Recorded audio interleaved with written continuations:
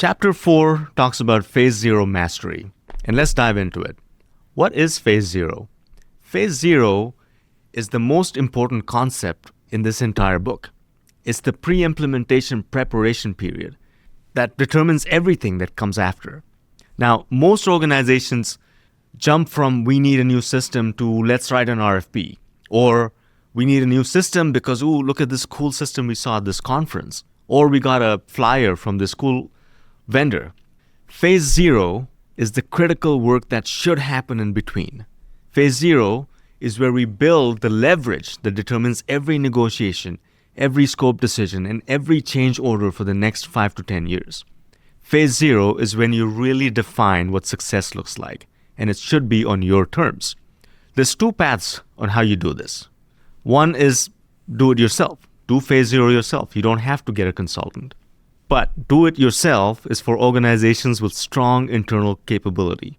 The book provides frameworks. It provides templates and checklists for running Phase 0 with your own team.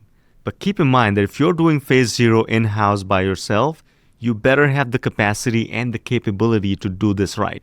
It takes a dedicated team to do this right. You could also get an independent jumpstart.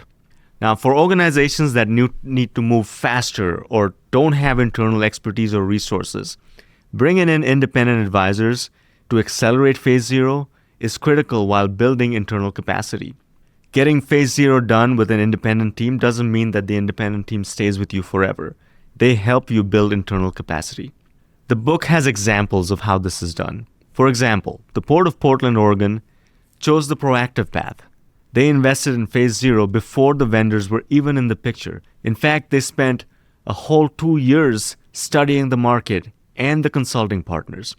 And what resulted was procurement proposals that were genuinely competitive because vendors knew that they were dealing with an informed buyer. On the other hand, we've seen examples like Cook County. They skipped Phase 0, went straight to vendor selection. They are now over $100 million over budget and still climbing. Port of Portland and Cook County had comparable budgets, comparable complexity, comparable vendor landscapes. The difference was 18 months of Phase 0. So what happens in Phase 0? First thing is process documentation. Understanding how your organization actually works. Not how the org chart says it works, but the real workflows, the real workarounds, the tribal knowledge that's in your organization. The next thing is requirements foundation. Building the requirements baseline that will drive your RFP, your vendor evaluation, and your implementation scope, not to mention the contract.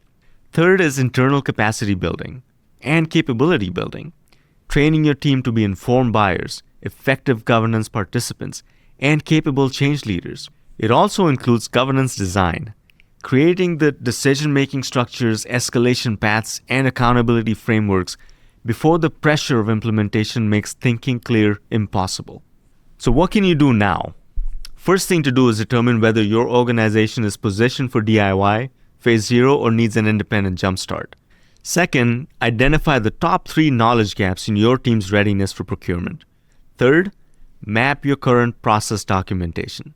What exists, what's outdated, what's missing entirely. Not to mention data. Where's your data? Is it clean, structured, and what is it going to take it out of your legacy systems into something more modern?